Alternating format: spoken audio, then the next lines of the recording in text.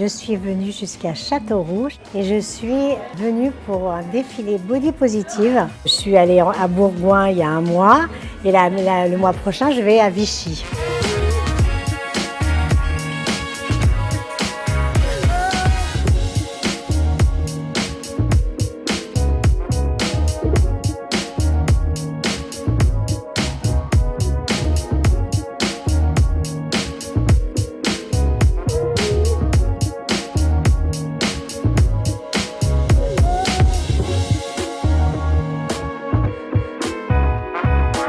Oui, bien sûr, je suis payée.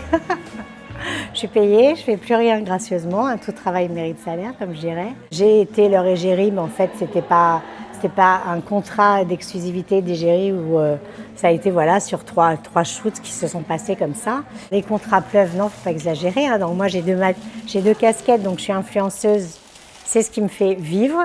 Et mannequin, bon voilà, mannequin, ça. Je ne fais pas des shootings toutes les semaines, je ne suis pas demandée par toutes les marques. Malheureusement, elles n'ont pas encore compris qu'on était en 2022 et qu'il fallait casser les codes. Je pense qu'il y a une mode actuellement dans laquelle certaines marques s'engouffrent. Et là, je sens qu'on revient, que les marques reviennent un peu à leurs premières amours, je dirais. C'est-à-dire mannequin très belle, classique, taille mannequin, quoi. Je suis un peu embêtée en fait, parce que je me dis, est-ce que c'est pas juste un coup de marketing comme ça? C'est votre première fois à toutes.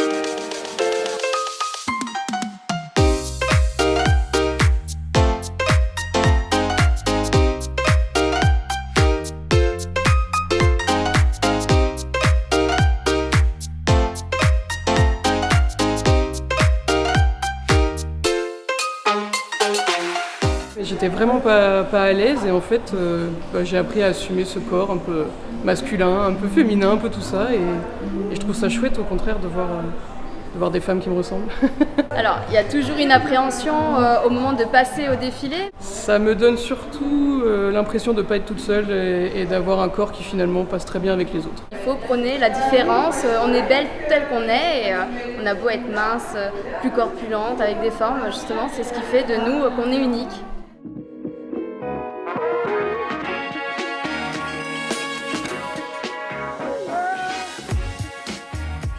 Plein de femmes et d'hommes d'ailleurs n'arrivent pas à s'identifier à ces images qu'on nous envoie de personnes jeunes, de personnes minces, de personnes lisses.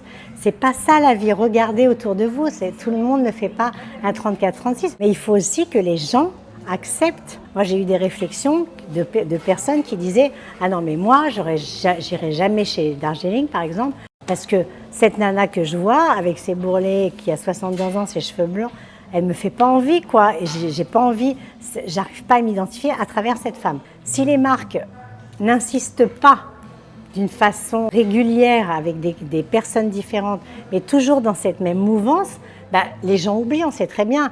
On est dans une société du zap, donc ça passe très vite. Voilà, ça y est, hop, il y a eu Caroline Ida, tac, ça y est, c'est passé.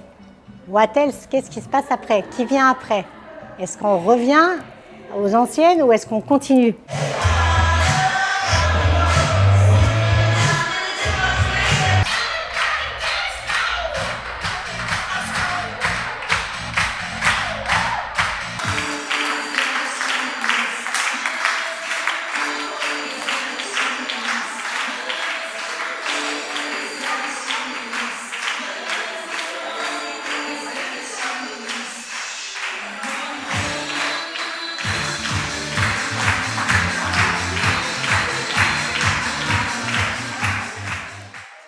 Aujourd'hui, je viens parce qu'on me l'a demandé, mais je viens aussi parce que c'est quelque chose qui va dans la suite de mon combat et de mon engagement par rapport à l'invisibilisation par la société des femmes de plus de 50 ans, le body positive.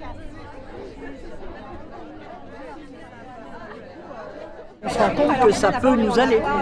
Il y a des personnes, je suis sûre, qui n'oseraient peut-être pas porter certaines choses et en les voyant défiler comme ça, se disent pourquoi pas moi. C'est beaucoup plus joli que dans une boutique, parce que là on avait quand même la lumière extérieure, donc je trouve ça vraiment chouette. Et puis du coup c'est mis en valeur par le corps, donc on peut se projeter plus facilement sur un cintre à plat plat.